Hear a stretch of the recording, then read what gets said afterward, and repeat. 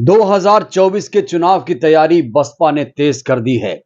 Baspa supremo ने संगठन में बड़ा फेरबदल किया है। क्योंकि आपको बताऊं, मिशन 80 को लेकर बहन कुमारी मायावती जी बहुत ज्यादा सक्रिय हैं। वो दिल्ली में बैठकर उत्तर प्रदेश की रणनीति तय कर रही हैं, उत्तर प्रदेश की दशा दिशा तय कर रही हैं। एक बहुत बड़ा बदलाव हुआ है, बहुत बड़ा फेरबदल हुआ है, खास तौर से पश्चिमी उत्तर प्रदेश में। देखिए दोस्तों, आपको पता है कि दिल्ली का रास्ता उत्तर प्रदेश से होकर जाता है और उत्तर प्रदेश में सबसे ज्यादा अहम हो जाता है पश्चिमी उत्तर प्रदेश का इलाका। क्यों अहम हो जाता है, इसका जातिगत समीकरण क्या है और कितना खास है उत्तर प्रदेश में ये, और 2024 के चुनाव के लिहाज से देखा जाए तो ये कितना खास है, आज हम इस पर चर्चा करने वाले हैं। देखिए, उत्तर प्रदेश में ज्यादा फोकस कर रही है बहन कुमारी मायावती जी, क्योंकि पूर्वांचल के इलाके में फोकस पहले से ही है, क्योंकि दलित बाहुल इलाका है। और पश्चिमी उत्तर प्रदेश खास तौर से पूर्वी उत्तर प्रदेश के मिजाज से बिल्कुल अलग है। इसीलिए यहां पर बहन कुमारी मायावती जी बहुत फूंक फूंक कर कदम रख रही हैं। बहुत ही सधे अंदाज में यहां पर वो चाल चल रही हैं, ऐसी चाल जिससे विरोधियों को 2024 में मात दिया जा सके। देखिए दोस्तों, खास तौर से मैं पश्चिमी उत्तर प्रदेश की बात करूं तो बहुत बड़ा बदलाव हुआ है संगठन के लिहाज से बसपा में। बहुजन समाज पार्टी बहुत ही रणनीति के साथ लोकसभा चुनाव में दमखम आजमा रही है। तो देखिए, जोनल कोऑर्डिनेटर बदल दिए गए हैं। मेरठ और आगरा की बात करूं तो पहले मेरठ के जोनल कोऑर्डिनेटर थे मुनकाद अली साहब और आगरा के थे शमशुद्दीन राइन साहब। अब यहां पर एक बड़ा फेरबदल हुआ है। आगरा अलीगढ़ मंडल में मुनकाद अली जी को भेज दिया गया, वहां इनको जोनल कोऑर्डिनेटर की जिम्मेदारी सौंपी गई है। इसके अलावा मेरठ सहारनपुर की बात करूं तो शमशुद्दीन राइन साहब को यहां अहम जिम्मेदारी सौंपी गई है। वहीं मुरादाबाद बरेली में सतपाल पेपला जी को जिम्मेदारी दी गई है। तो जो पश्चिमी उत्तर प्रदेश, देखिए इटावा से पश्चिम इलाके को हम कहते हैं पश्चिमी उत्तर प्रदेश, और यहां पर बसपा ने खास रणनीति बनानी शुरू कर दी है। इसके अलावा कुछ जिलों को जिला अध्यक्ष भी मिल गए हैं। मेरठ में मोहित आनंद को बड़ी जिम्मेदारी दे दी गई है। वहीं गौतम बुद्ध नगर की बात करूं तो गौतम बुद्ध नगर में बड़ी जिम्मेदारी निभा रहे हैं नरेश जी। इसके अलावा बागपत में विक्रम भाटी को अहम जिम्मेदारी दी है। तो देखिए, जोनल कोऑर्डिनेटर के साथ साथ जिला अध्यक्षों की भूमिका भी तय कर दी गई है। वहीं एक और रणनीति बसपा ने बनाई है। अब देखिए, यहां पर 18 मंडल हैं। तो आप देखिए, जहां पर मेरठ और आगरा में मुनकाद अली शमशुद्दीन राइन थे, अब यहां पर एक नई रणनीति देखने को मिली है। और शायद मुझे लगता है इतिहास में ऐसा पहली बार हो रहा है कि दो दो मंडल को एक जोन बना दिया गया है। अब आप देख ही रहे हैं कि आगरा अलीगढ़ मुनकाद अली है, मेरठ सहारनपुर शमशुद्दीन है, मुरादाबाद बरेली में सतपाल पेपला जी हैं। तो यहां पर एक बात समझ में ये आ रही है कि दो दो मंडल को मिलाकर एक जोन बनाया गया है और कहा गया है कि संगठन अपनी तैयारियों को बूथ स्तर तक पहुंचाए। ये निर्देश है बहन कुमारी मायावती जी का कि जो भी संगठन के लोग हैं वो बूथ पर पहुंचे। आपकी पकड़ अगर बूथ तक नहीं है तो सपना सपना रह जाएगा। तो बूथ पर मजबूत पकड़ बनाने के लिए संगठन में ऊपर से नीचे तक एक बहुत बड़ा बदलाव किया गया है और बहुत जिम्मेदारी दे दी गई है इनको कि आप जाइए, आपकी पकड़ बूथ लेवल तक होनी चाहिए। इतना ही नहीं दोस्तों, जो भी कोऑर्डिनेटर हैं, जो वो काम कर रहे हैं, उनके कामों की लगातार बसपा सुप्रीमो समीक्षा भी कर रही हैं। जिम्मेदारी देने का मतलब सिर्फ ये नहीं है कि जिम्मेदारी दे दिया और भूल गई। हर महीने हर हफ्ते यहां पर रिपोर्ट की समीक्षा की जाती है। काम क्या हुआ, कैसे हुआ, जो जिम्मेदारी दी गई थी उसका निर्वहन किया गया कि नहीं। और जानते हैं आप, बसपा पार्टी में खास तौर से जो प्रशासन है, यानी जो संगठन के स्तर पर जो एक चुस्ती दिखती है, जो काम आपको दिया जाता है वो काम आपको टाइम के हिसाब से करना होता है।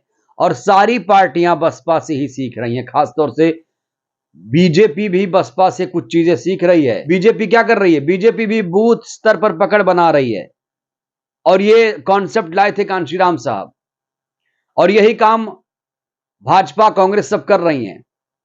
बूथ पर कैसे पहुंचा जाए, जरूरी है बूथ को मजबूत किया जाए।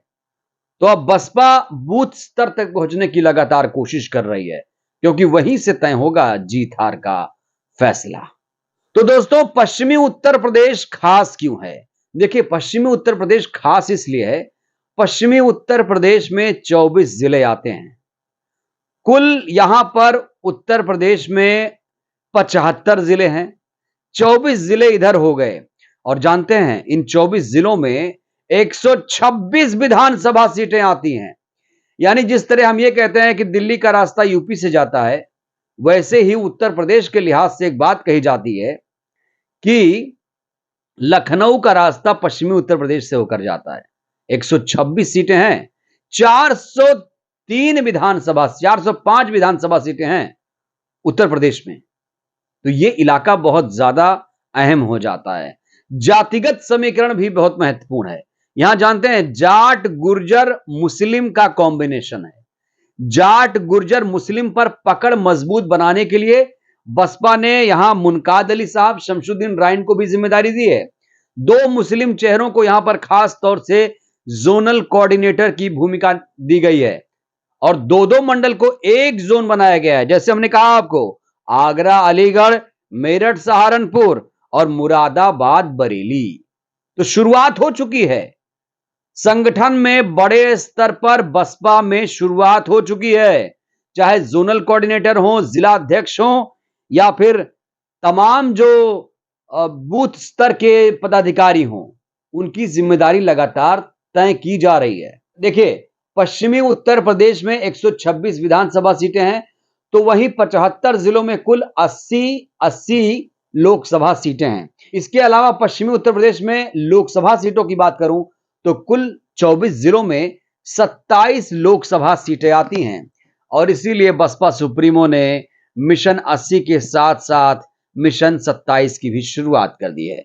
अब पश्चिमी उत्तर प्रदेश का नाम आते ही हमें चौधरी चरण सिंह, इसके अलावा अजीत चौधरी, जैन चौधरी और किसानों में खास तौर से ये जो आरएलडी पार्टी है मशहूर है। देखिए दोस्तों, आरएलडी की बात चली है तो ये भी जान लीजिए कि जैन चौधरी साहब गए थे बेंगलुरु, और आपको याद है इंडिया वर्सेस एनडीए की लड़ाई होगी 2024 में। बसपा सुप्रीमो के लिए इंडिया ने दरवाजे खोल रखा है। जब जैन चौधरी साहब बेंगलुरु गए थे तो उन्होंने कहा था कि बहन कुमारी मायावती जी को इसमें शामिल करना है, हम शामिल कराएंगे, क्योंकि दलित वोट के बिना आप एनडीए को नहीं हरा सकते। दलित वोट बैंक, जो समर्पित वोट बैंक है, वो बहुजन समाज पार्टी के साथ है। यह जैन चौधरी साहब का एक बयान था। और आपको बताऊं, इंडिया वर्सेस एनडीए की लड़ाई तो है, लेकिन उत्तर प्रदेश में जो लड़ाई होगी वो और दिलचस्प होगी। माना जा रहा है कि उत्तर प्रदेश में बसपा सुप्रीमो ही नेतृत्व करेंगी, वही गठबंधन की कमान संभालेंगी, क्योंकि सबसे बड़ी पार्टी है बसपा, राष्ट्रीय पार्टी है। 12-13 जिलों में इसका अपना एक जनाधार है। बसपा सुप्रीमो का अपना एक कद है, राष्ट्रीय नेता हैं। खास तौर से उनकी एक विचारधारा है, अंबेडकरवादी विचारधारा, जो खास तौर से बीजेपी की हिंदुत्ववादी विचारधारा से लड़ाई लड़ती है। तो देश में जहां इंडिया वर्सेस एनडीए की लड़ाई है, वहीं उत्तर प्रदेश में लड़ाई बेहद ही दिलचस्प होने वाली है, क्योंकि बसपा ने अपनी राजनीतिक गोटियां बिठानी शुरू कर दी हैं। माना जा रहा है बसपा सुप्रीमो भी गठबंधन करेंगी। ओवैसी साहब भी बेताब हैं बसपा के साथ आने के लिए, और इसके अलावा अखिलेश यादव भी आएंगे। जैन चौधरी साहब हां कर चुके हैं। बस बसपा सुप्रीमो के हां का इंतजार है। और देखिए, मैं तो कहूंगा कि अकेले नहीं चलना है, अकेले में फायदा नहीं है, एकता में ही बल है। चाहे वो चंद्रशेखर हो, चाहे मायावती हो, अकेले अकेले आपको नहीं आना है, आपको साथ रहना है। अगर साथ नहीं रहे तो लड़ाई हार जाएंगे, मैं बार बार कहता हूं। और मुझे इस बात का दुख है कि बहुजन समाज ने अपने आप को अलग अलग गुटों में बांट रखा है। एससी एसटी ओबीसी माइनॉरिटी संगठित क्यों नहीं है? 85 फीसदी आबादी है जिसे बहुजन कहते हैं, वो बहुजन एकजुट नहीं है और मनुवादियों को हराने की बात करता है। ऐसे नहीं चलेगा। आपको संगठित होना पड़ेगा, संघर्ष करना पड़ेगा, शिक्षित होना पड़ेगा, तब जाकर आप लड़ाई जीत सकते हैं। तो दोस्तों, कुल मिलाकर बसपा सुप्रीमो ने एक बहुत बड़ा फेरबदल किया है और मिशन 27 के साथ साथ मिशन 80 पर वो जोर दे रही हैं। तो बताइए ये खबर आपको कैसी लगी, और इस वीडियो को मैं चाहता हूं खूब सारा शेयर करिए, वीडियो को लाइक करिए, चैनल को सब्सक्राइब कीजिए, वीडियो को जन जन तक पहुंचाइए जिससे हमारा बहुजन समाज जागरूक हो। जय भारत, जय संविधान।